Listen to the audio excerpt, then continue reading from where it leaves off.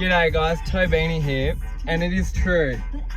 I am blaring Taylor Swift's album, 1989, because, I know, sorry Lace, where we've stopped, there's cows around, hang on. Won't stop moving. Oh, fuck, I love Taylor Swift, man.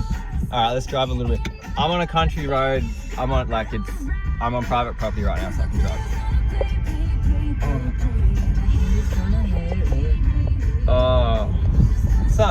Oh my gosh, let me just come down here a little bit. Obviously, I don't know what privacy this is all going to come out, but we will see how we go with old Tay Tay on YouTube and all these platforms. Oh, fuck I am, I can tell that. I'm about to go training.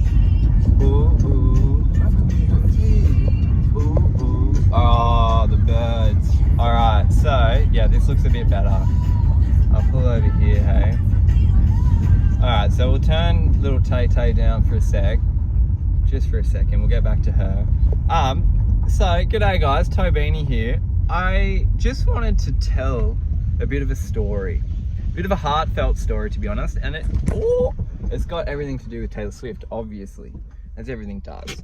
Now, turn off the car. Now, I must say, so it's not every day that I actually like just bang on to Taylor Swift, but I do every now and again, and it's either when I'm sad or when I'm feeling real good. Now I'm feeling real good today, partly because I live off grid and my Spotify payment didn't go through, so it's gone to like.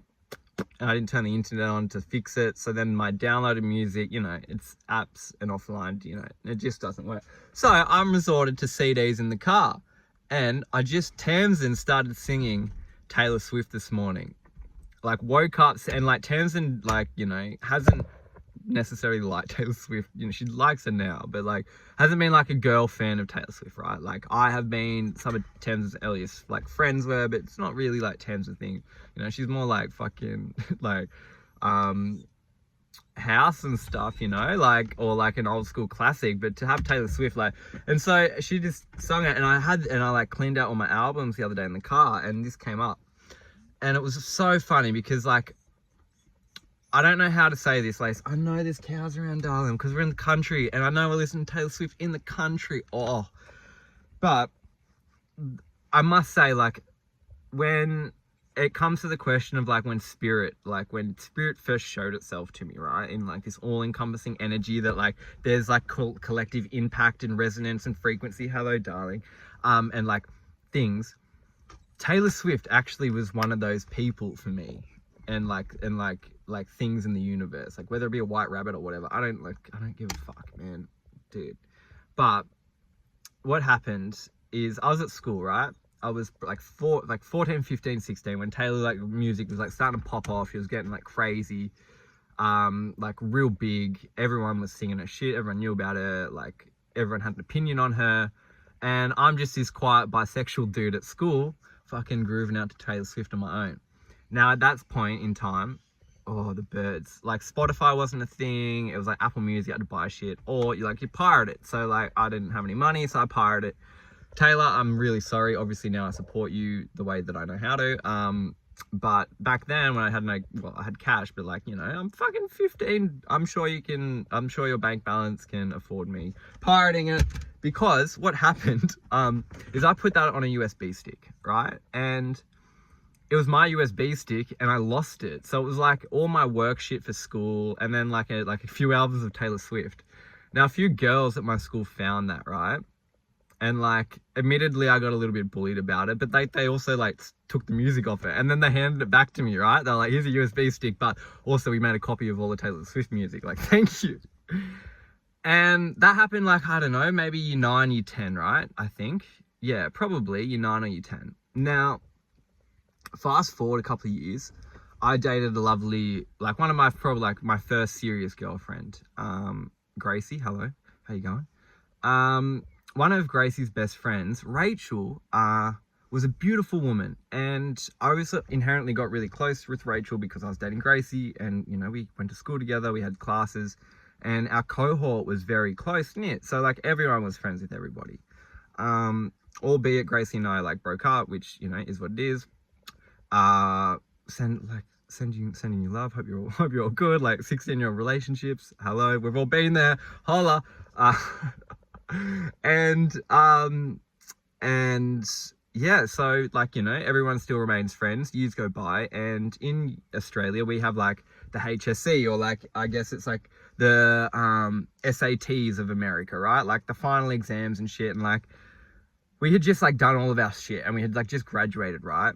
And unfortunately, there was a very like tragic accident that occurred, and Rachel, who at this point had become a very close friend of mine, a close friend to so many people, was in a relationship at the time, and her mum were killed in a car accident. And now, like, I don't know if it's like, this is one of those moments where like in my soul I experienced just witnessing pure tragedy, and like, bro, it brings me to tears to think about, man. So like, I'm putting glasses on, because it's like obviously like you transmute these things over time, like, but you can always tap back into that energy of like what was going on in everyone's life at that time as a collective frequency, and like what actually happened when you just as a soul bear witness to tragedy. And it's like, I speak to Tamsin, and she had so many of her friends like commit suicide, and like just were in pure tragedy of and like tormented mental states, and like really hard emotional times as kids, and had nowhere else to go. Look at this little one. And Rachel, albeit not being in that space, it was ultimately her soul's time to go, and her mum's as well. And it was at that moment in time where, like, you know, we all knew that like we were going, like everyone like we all came together so incredibly. Like, fuck, the way that I watched like a group of kids, man, just like come together just to be able to ensure that like that this was something that we could all just like alchemize and get through. And then also then be there for like her family, because she left behind a like younger sister, and like all of these things that ultimately like resources were provided, but it's like that emotional space, and just to be able to feel it. And by doing that, like we just didn't shy away from the like the heartache of it all. And like I can remember watching like Rachel's closest friends just be so strong and pure in it. And like at the time, obviously as a young like boy and man, like you don't know how to verbalize all this shit that's going on. Like, of course not, man. But like you're just feeling it. But it's now in later on in life that you just go like, wow, like simply because we just didn't shy away from that trauma, at least in my own life, and just like acted upon it and just felt it, and we're there for one another, and able to the space to grow and evolve and continue to be there. And even years upon, like even on Facebook and social media, I see everyone there for one another around this event of just pure tragedy. And it's like, just to have that as a point of like a reference point in life, because everything is in pure bliss. And as I said, it was Rachel's time to pass and move on into the higher realms, because she was like, anyone that knew her knew that she was just so driven, and she had such an impact in her time on this planet. And we like, everyone knew that, like there was this undivided knowing that her impact on the collective was felt. And then from that moment, all of her girlfriends, all of the ones that ripped off Taylor Swift music, then Taylor Swift was coming to Australia, and they all had bought tickets, and Rachel included had a ticket. And this was like their celebratory thing as a group, opposed to like going to schoolies and shit. They actually like wanted to go see someone that inspired them, that got through this time of like heartache. And albeit a small fucking portion, I just saw how me pirating Taylor Swift, just being me, just trying to, like, even at school, like, just being closeted, being afraid, but still being and staying in my own lane and listening and having that like music fucking, I don't even know where the album's going now. Somewhere around in the car. Having it on a fucking DVD. Sorry, on a USB stick. And then allowing that to then go into Rachel and Lily and all these girls that I knew and know and, you know, were friends with at the time. They're now women, obviously, of the planet. They, like, called out to Taylor Swift. And Taylor Swift literally performed, I don't know where it was in Sydney. Like, it was, like, the Opera House. Like, one of the, like, Sydney's got incredible music venues. It could have been, like, ANZ Stadium or some shit. I don't know. I think that's changed names now. I'll do some research and put a photo of it. I'll try to find the clip. How about that? I'll try to find the fucking clip and put it in. And Taylor heard out these beautiful young women's like tears, and dude, literally dedicated this whole song to this one spirit. And it was because of like that music and that moment of just connection through a vibrational frequency, albeit fucking Taylor Swift's 2015 albums or 14 albums or whatever it is. But it was felt, man. And then Taylor performed and dedicated one of her songs that wasn't in this album, that was one of Rachel's favorites, that was on the USB fucking stick, and dedicated it to her, man. And the whole of Sydney that was there at that time heard this song for that spirit, and it was just like pure bliss, man, pure alchemy of turning this like tragic moment into something that ultimately was beautiful for the people that were feeling and experiencing the tragedy. And now I know right now there's like, you know, there's so much pain in the world and there's so much heartache and we all have our own turmoils and tribulations and experiences, but just understand that like ultimately there's always a moment and always a choice to be had and to be experienced and to be felt of love and purity.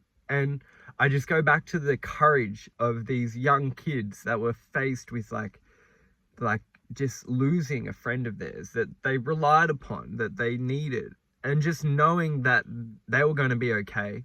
But then they took it upon their mission to ensure everyone else around them was okay.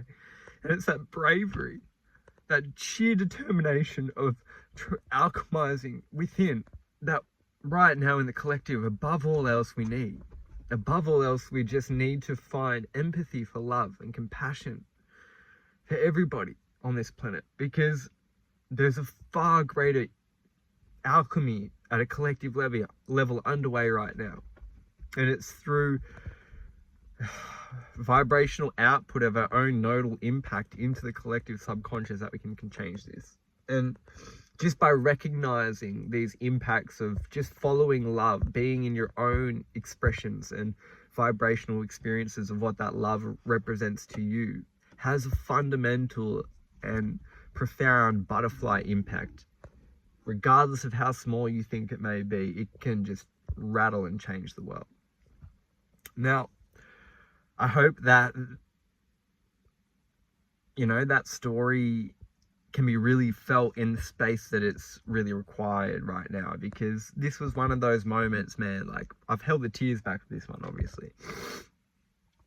It was one of those moments that, like, you know, did affect me as a kid, and now like I just find so much beauty in it, because it's so profound in what it represented within my own life. And yeah, that was one of those moments where I just got to bear witness a tragedy of pureness, but albeit tragedy, and, you know, the lack of love, or it be it pure love. And in the quantum realm, from the nothingness, everything can come from, and pure beauty came from this really, really hard situation to embody. Now, everyone that was affected by that, including Rachel's younger sister, I'm sending you so much love, and I hope, you know, where we're at, like, you know, 9-10 years are passing now, and I just want to let you know that that beautiful soul's life has just had such a personal impact on me and everyone that was around her at that time. So blessings, and I just, yeah, to everyone else watching this, it's just see the beauty in the tragic, and understand what responsibility you have to alchemize that, so that we can all be there for one another. Because if we just look after ourselves, then no one's left behind. All right.